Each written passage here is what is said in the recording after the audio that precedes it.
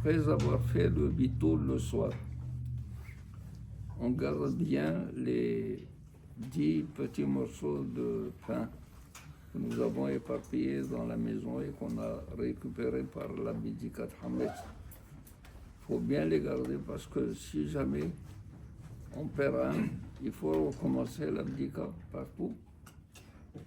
C'est peut-être pas un qui est parti, c'est les 10 qui sont partis, on a trouvé 9 seulement. 9 nouveaux, et les 10, il faut les chercher. Alors, il faut bien les garder, les mettre dans un sac. Le sac à distance de tous les enfants, surtout pas à la portée des enfants, parce qu'ils peuvent les prendre et les éparpiller. Il faut les garder pour le lendemain pour accomplir la mitzvah de Bi'aour Hametz selon Rabbi Yehuda. Rabbi Yehuda dit Bi'aour Hametz c'est Srefa, Esh. Alors que les Hachamim disent il peut faire disparaître le Hametz de toutes les possibilités qu'il a en main, les émietter, les jeter dans la mer ou dans un puits ou dans les égouts. Tout cela, selon les Hachamim, est permis. Le Rabbi Yehuda dit il faut les kayembo, les ba'er, biaour et la srefa. La srefa, c'est-à-dire le brûler afin qu'il devienne comme du charbon. Et si on a fait le biaour pendant le temps où on peut encore profiter du hametz, parce que les hachamim ont dit, la Torah dit, Ach, bayom arishon tashbitu se'or mi batechem. Ach, est venu, il a coupé la journée en deux. C'est-à-dire la moitié de la journée, elle est permise de hametz jusqu'à Hatzot, Ayom, et après Hatzot, c'est interdit. Bayom Arishon, c'est le jour de 14, qui est le jour où on commence à faire les korbanot, Korban Pesa.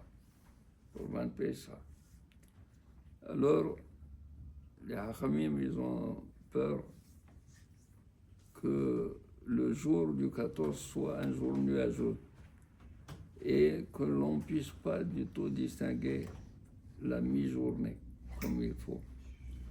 Alors qu'est-ce qu'il faut? Il faut prendre 2 heures. 2 heures, c'est-à-dire pendant le quart 10 par rapport à 12, c'est à peu près le quart, pas le quart, c'est le tiers de la journée, c'est permis de manger. L'heure qui suit de 10 à 11, c'est permis d'en jouir. Qu'est-ce que ça veut dire d'en jouir la hana'a? On peut vendre le hametz, on peut brûler le hametz et rendre le hametz comme des braises et utiliser ces braises pour préparer un repas pour Pessah. Alors, donc, les Hachamim disent, si tu brûles le hametz pendant l'heure où on peut jouir du hametz, alors on peut, s'il est devenu des braises, on peut les utiliser. Maintenant, si on a dépassé cette heure, on rentre dans la 6e heure de la journée. La 6e heure de la journée, c'est le moment de faire complètement disparaître le hametz. C'est à ce moment que commence le biaour et à ce moment où on peut se débarrasser complètement du hametz. Pendant la 5e heure, on peut vendre le hametz parce qu'on peut en jouir, on peut profiter de la hana'a du hametz. Mais à partir de la 6e heure, c'est fini. C'est fini. Il faut donner, il faut jeter, il faut même pas donner. C'est-à-dire, si j'ai des animaux, jusqu'à 10 heures, je peux les donner aux animaux. Pour profiter peut-être. Non, jusqu'à la 5e heure, jusqu'à 11 heures.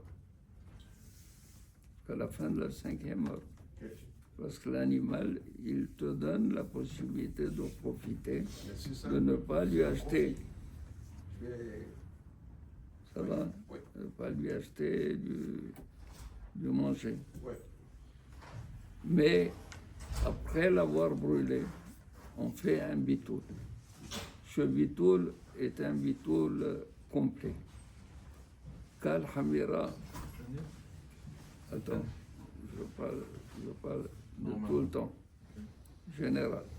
Kal Hamira dit Kabir Souti, des hazités ou de la hazité que j'ai vu, que je n'ai pas vu, dit Béarté, que j'ai fait disparaître, ou de la Béarté. Je peux qu'il y ait du Hametz que je n'ai pas vu, que je n'ai pas fait disparaître. L'iptil, qu'il soit nul, il est vu qu'après soit considéré comme la terre, la poussière de la terre. Alors, 3 fois, la 3e fois, il faut ajouter un mot. L'iptil, il est vu hefker, qu'après il faut le rendre hefker, il faut s'en dessaisir. Celui qui le rencontre, il peut le prendre, il le prend, il est à lui. Hefker. Et donc, cette 3e déclaration d'annulation du Hametz, il faut la faire dans la langue que l'on comprend. Si c'est le français, si c'est l'anglais, le russe. Kal Hamira. Bon, maintenant, cette année, le Hametz, on le brûle vendredi, pendant qu'il est encore permis de manger le Hametz, puisqu'on va manger le Hametz le soir et le lendemain. N'est-ce pas? J'ai dit, s'il vous plaît, prenez à la place des pains qui s'éparpillent, qui se mietent, prenez la pita. La pita ne se miette pas. Alors, et tout ce qui reste au moment du bitoul, il faut jeter dans l'évier ou dans les toilettes.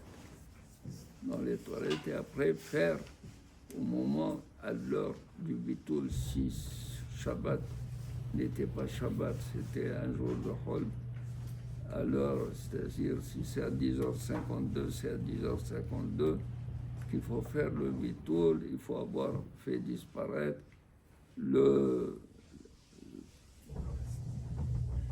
comment on appelle ça, la nappe qui était sur la table au moment où on avait mangé le Hametz. Il faut la secouer, la plier et la garder avec les objets Hametz. Il ne faut pas s'en servir.